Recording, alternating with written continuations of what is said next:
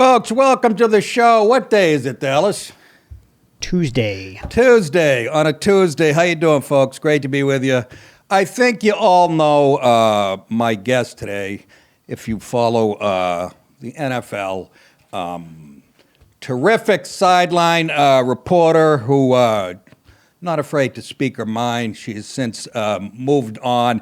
By the way, she won 5 Emmy Awards. Did you know that, Dallas? I was nominated for 2, lost on both of them. But I played, what was that, Best Actress? It was a snuff film. Anyways, she's I've talked to her before. It's going to surprise her, but it's my semi-friend, Michele Tafoya. Michele, how are you? Michele, thanks for doing this. I'm happy to be here, but it's only 4 Emmys, not 5. I don't know how that number 5 got out there. You're not the first person to say 5, but I don't want to take that extra one that I don't have. Well, I added that because... Because you're going to give me one for this performance right now? You didn't win one in the adult film industry back in the early... Trust me, no one wants to see that. Oh, I beg to differ. Anyways, you and I, Michele, believe it or not, have we talked real briefly before. Do you remember? Just for like a second. You probably wouldn't remember it. I don't. Tell me the situation. Jog my memory. You were covering a Monday night game in Cleveland, Holiday Inn Express. We ended up in room 216. You don't remember this? No, I do not remember that for sure. I was going to put my tooth in. I forgot. Hey, no, you and I have a mutual friend, Tom Bernard, in Minneapolis. Oh, my goodness. Oh, so were you on when I was on his show? Yes, I was. You called in from wherever you were. Okay. And I was in studio with him. Oh, my God. We are old friends. Yes. I consider that a friendship. I say hi for 2 seconds. Absolutely. Since I'm married, I got no friends. But I remember when Tom said, and I go, oh, come on, NBC, Lib. And he's like, no, you don't know her politics. And he was right. I listened to you for 5 minutes, and I go, wow, I had it all wrong. Yeah. I think you'd be surprised about how many people you might have it wrong about in and around certain networks, but I'll just speak for me for the time being. Yeah, that's what a few people have told me. I'm quick to jump on. But let's talk a little football, since you know what you're talking about, probably better than I do. Did you watch the games this weekend? Absolutely, yes, every minute. So you're still a fan? Oh, yeah. I started a fan, which is what drew me to the profession to begin with. I absolutely love the NFL. Are you from Minnesota? No, I'm from Southern California, where the weather is so perfect that it gets really boring and tedious. So I had to move somewhere where I'm challenged more. I found my soulmate. I lived out there for 4.5 years. That's the reason I tell everybody I left. I go, every day was a Tuesday. I hated it. Yeah, there are plenty of other reasons I would not go back. Weather isn't one of them. I did love the weather out there relative to what I'm dealing with here now for, 24, 25 years here. But I grew up a 49ers fan. I'll tell you this, when you become a reporter in it, you are no longer really allowed to be a fan. And that was one of the most liberating changes in my life. Because when you're tied to a team, you are tied to a team, and you live and breathe and die and laugh and cry with every win and every loss. And that's painful. And it can be really painful. Now, there were years of being 49ers fans that it was great. But the emotional roller coaster to me is not worth it. So I was able to cut that off and just be a fan of players and coaches and people that I knew in the league, and not live and die with a team. And so I still don't live and die with a team, and I find it very freeing. So you find it liberating. I thought you were going to say it's hard to hide your loyalty when you're on the sideline. No, if I'm sitting and watch, my family knows who are my favorite people and all of that. So they kind of know.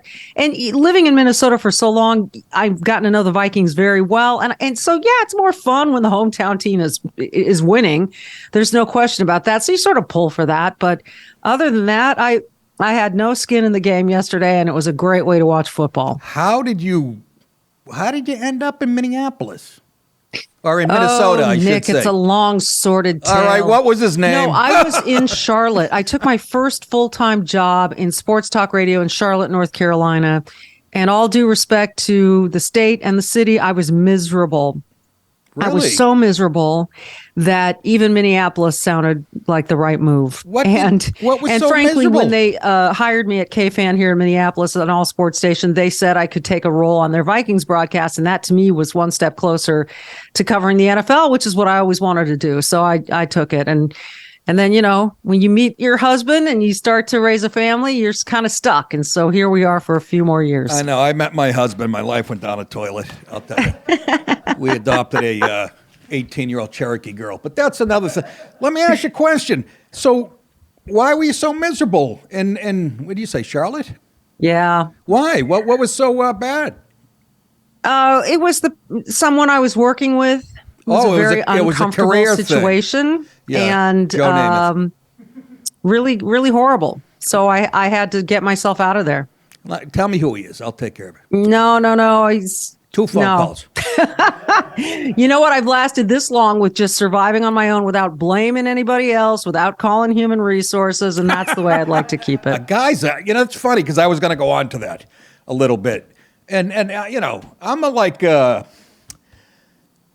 a sexist pig. No, guys are just. I know as I get older, and I look back and I go, we just will never change, and whether it's the workplace or. I know your politics now. You might even think it's gone a little too far the other way, I would think. But yeah, guys, you hear enough stories, and you're a good-looking woman on TV. And did you have any problem with the players when you were in the NFL? No. And I think, look, we have a responsibility in this too. I mean, you either send out a vibe or you don't. And I don't know if it's that simple. But what I do know is that I sent out a very clear vibe that this is strictly professional. Now, and I'm not going to lie. I've had, look, I covered the Olympics, college basketball, college football, the NBA, the NFL. And to say that no one ever, gave me a look or anything like that, it was very rare. But when it happened, I made very clear there was zero that was going to happen there. And that was up to me. So I would like to encourage men and women out there, if they're feeling like they are, being harassed or being looked at or being, you got the power to do something about it. You got all the power. But, yeah. I hate to sound PC here, but guys we don't change. It's like DNA. Some guys do, and I think that, I don't like those guys that gay. I watched my nephews and my own son and the way we're raising them, and I do. Will men stare? Yeah. Do women stare? Yeah. So there are things that we're both guilty of. I don't think it's never going to change. I think human nature is there's sexual attraction in the air. Otherwise, we stop procreating. Yeah, I've been trying to tell my gay friends that. They don't do it. But I read you went to that job in Charlotte, used to go to the office in a bikini, so I think you were kind of I was kind of asking for it, wasn't I? Trust me, again, let me just say, no one wants to see that. Yeah. I'm not buying. But listen, all right, let's move on. Real quick. No, I wanted to, you watched your 49ers, obviously. You're a 49ers fan. You can say that, right? Well, no, I'm not. I'm really not. Honest to Pete, my son is. I don't know how it happened. Yeah. But he is, even though we're living here in Minnesota. So he hated that game. But look, what can I tell you? I honestly am not, I don't cheer for anyone. If anything at all, like Andy Reid treated me so well during all the years I knew him in Philly and in Kansas City, that there's a special place in my heart for Andy Reid. When he won his first Super Bowl with Kansas City, sent him the note, left a message, the whole bit, because I was so happy for him. If it happens again, I'll probably do it again. But I don't feel like, oh gosh, if Andy doesn't win, I'm going to be crushed. It's just not that place. All right, this will be my last sports question. We can move on to some politics. As far as the Cincinnati game and the Chiefs, okay, look, I used to hang out with some gamblers When they would lose, they would get pissed. It's rigged, blah, blah, blah. It's crossed my mind a few times because I used to bet a little bit here and there. But, I mean, that game yesterday where the Bengals stopped Mahomes on third down and they say, play over. Ref blew the whistle. Nobody knows why. And then they sack him on the next play and they call holding on the defensive back. So they get another shot at it. Yeah. These things seem to happen in big games, Michelle. Tell me it's not rigged. I know there are people who feel that way. But here's the thing. If it ever trickled out, and believe me, there are enough people who would love to take their shot at the NFL for one reason or another. If it ever got out that there was something untoward going on with the officiating, this league would be dead. It'd be dead. So I just have a hard time. Now, I said this earlier today to someone. It's been a great thing, a boon for these broadcasts that they bring in these former officials into the booth. So every major network now has one, right? And Gene Steratore and whoever it happens to be. And they will look back and explain why the call was or wasn't made, what have you. True. So once that was done, and it was done to my satisfaction, I felt like there was a reason for everything that happened, that, whether you saw it or didn't hear the whistle or whatever. Bad breaks happen in every freaking game. And that's why every coach in the NFL will tell you, you need a measure of luck to get that far to the Super Bowl. It's plain and simple. You need a measure of luck. I just have a hard time seeing it as being rigged. Well, I heard, what's his name? Gene what? Steratore? I heard him off. You didn't hear him off mic when the other announcer said what happened? He goes, I have no fucking idea what that is. I was like, I knew it. God damn it. Cheating. No, it's actually a good point. It'd be hard to pull that off. Yeah. Let's move on to the reason you sort of left the NFL. I don't know if it was the sole reason or maybe you had plans to leave anyways, but this is when I really started to like you. You had the temerity to criticize Colin Kaepernick's Netflix documentary comparing the NFL and slavery. I think you're on The View when you said something like that. And it caused an uproar. And I'm like, you have to be shitting me. And I think you felt the same way. Was that impetus for getting out of that business? No. I knew. But did NBC say you got to go? Be honest. NBC said, get out of here, Michelle. No, not even close. Nope. Not even God close. Damn it. I look, I have, here's what happened. In 2018, I decided I wanted to leave. I told my producer 2019 is going to be my last season. He said, okay, well, if you could just get me through to the Super Bowl after the 2020 season. I said, okay. So then the Super Bowl got moved another year out. If you could just get me to the Super Bowl after the 2021 season, I said, okay. So no. Oh, so I don't even think they would have allowed me to appear on The View if that season wasn't going to be my last in the NFL, because they knew there was room for controversy to crop up. So no, this had nothing to do with The View. I had made up my mind, like I said, years ago. I'd given my notice. The plan was in place.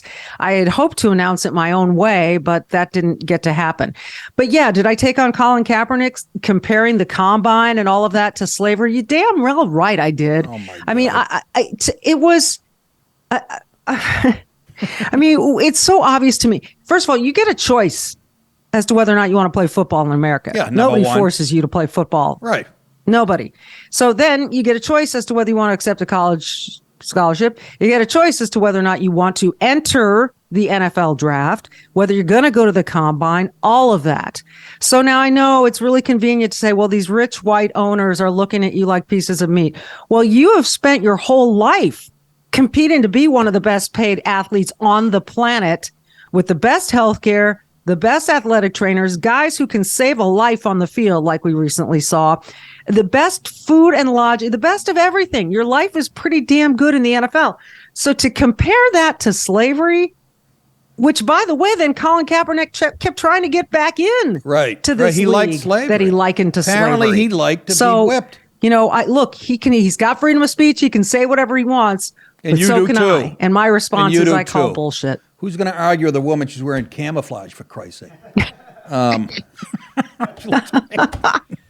because I have this plant in my background. I really want to blend in. Yeah, it looks like we're interviewing her in Vietnam. She's got a tree behind her. And who's the black guy over your shoulder? That is Booker T. Washington, Oh, it is one of Booker. my heroes. I thought it was Gene Washington from the 49ers back in the 80s. We say, come God. on, folks. Anybody? Oh, forgive him. We're talking to, oh, God, it's too late for that. We're talking to the great Michele Tafoya. And let's talk a little specific politics. Let's get your take on. I think they found documents in Biden's bloodstream today. Is that where now? Well, Okay, so he's now eating them Yeah, to try to hide them. that would listen. He keeps them in the fridge next to the club sandwiches. I want your take on how he's being treated as a. First of all, let me ask you the question. Nobody seems to be asking this. What spurred them to start looking for Doc? I know they had the Trump thing and they kicked his door in, like they do most Republicans. But what spurred his own lawyers to go, hey, we started doing that snooping on our guy? I don't understand. Can you help me with that? Answer that question. That is the multi-billion-dollar question. I agree with you right there. Like what? So you had your lawyers moving you? No, that wasn't it. I mean, clearly someone was looking for something. Was it, we want to try this whole Donald Trump thing, so we better make sure our hands are clean, so go through our stuff? Yeah, I don't know. No. I don't know. And then they didn't make it public for months. They certainly kept it quiet before the midterms. So I don't know what spurred that. And we all would like the answer to that. Why? Well, and then they keep popping up all over the place. I have a lot of questions. I mean, what deems something as classified? Are there, obviously there are grades of classification. I would think, right. top secret, right? Top secret, kind of top secret. I don't know, right? But this certainly makes Biden's reelection campaign tougher, and I don't think a lot of people are disappointed about that. That's my theory right there. And they're not even good at cheating and lying, the Dems. Yeah. They're so goddamn brazen. They don't even try to hide it. And either that I'm very cynical, but that's exactly what it is. They know he's been in there, 2.5 years? Enough to know that he's toast. He's finished. We got to get him out of here. Here's a perfect way we can do it. They can push him downstairs, but that's too obvious. Well, he can fall himself. They don't have to push anybody. Just give him a flight. Well, I think a lot of people are thinking along those same lines. What can we find that can make him, not able to run again or run under some sort of shadow? My concern is this, though. I mean, look, when Biden got elected, I thought, okay, well, it'll be okay. It'll be okay. It has been. I'm trying not to cuss, so I'm just trying really hard because I have kids. I'm trying to be a good example. Okay. It has been a ridiculous circus, just nothing but chaos and disaster. It has been so much worse than I ever dreamt it could be under this president and this administration. And it can't all be him. We know there are people that are making decisions and pulling strings and scheduling meetings and doing this and doing that. So it can't all be him. So there are just as many corrupt people around him as there is in his own little office, his Oval. So I'm not sure that we solve any problems just by getting Biden out of office. No. That's my concern. You're right. Look, a lot of presidents are just figureheads. But there's some that are real players and stuff. But yeah, this guy, they used him. They used him for what they needed him for. You're absolutely right. When you get him out of there, I think you get Newsom looking over his shoulder. But the people that surrounded him, this guy he read whatever they put on the teleprompter. He wasn't that left wing. He's always been a dope. But if you followed his career, he was never far, far left. And everybody's laughing at AOC and Ilhan and the squad, but this looks like their program being implemented on us. So we have to, get rid of them too. You're right. You got a clean house. I don't know how you do that, but you're absolutely right. This is just getting him out of there is almost like symbolic. Yeah. And then you got to get the root of the cancer. I totally agree. And if Gavin Newsom's the guy and he somehow manages to smooth talk his way into the White House with his hair and his voice and his rolled up sleeves. It's a wolf in sheep's clothing. Again, the devil comes in interesting forms. And I can say that having grown up in California, my mom now still lives there, my sister, my brother, their families. And it is a shell of what it used to be. And, you got to look at the top and the things that have been put in place by this governor who's just their unrealistic pablum. I really do fear what would happen if someone like him were elected. And so, we've got to get. We're just so into the extremes right now. We've got to get better candidates who I think are a little more middle of the road, a little more centrist. And, people will say, oh, that's never worked. You got to beat them at their own game. Well, they are so far left now that you don't have to be so far right to beat them at their own game. You can be a centrist and look really smart and really commonsensical and like you know what you're doing. And so, certainly there need to be better candidates all the way around. We're talking to the great Michele Tafoya. How about so that's a good segue into my next question. Who do you see being winning the Republican nominee? You voted for, can I ask you, did you vote for Trump? I did. I'll say it because it's a binary choice, right? Absolutely. Or you cannot vote at all. And I do not believe in doing that. So for me personally, I had to vote. There was no way I was voting for Hillary Clinton. And people could tell, but you're a woman. What are you afraid of a woman? Yeah, but no, I'm afraid of the wrong woman in office. She's not a woman. It has nothing to do with female, male, nothing. She's not a woman. And so then when it was Biden, no, I didn't like his policies either. This has to do with policy, not the person. I want someone who knows how to run something and is going to do it with everyone's best interest in mind. So now, but having said that, I also recently wrote an open letter to Donald Trump, which he ignored. I couldn't believe it. Get him on the phone, Dallas. Get him on the phone. He's ignoring Michelle. Get him on the phone, the son of a bitch. Go ahead. Sorry. I know Donald Jr. pretty well, but he's been on the show twice, 3 times. I asked him to please stay out of it for the good of the country. Oh, that was my next question. That was my next question. So I'm guessing, let me just take a guess, DeSantis. Mm-hmm. Am I right? Yeah, because he's tough. Smart. He's morally strong. He does not back down to the media. And to me, that's what Trump, I think, changed. He made it okay to not exactly right. Sweet talk the media, but to say, what are you saying? What do you hear your question?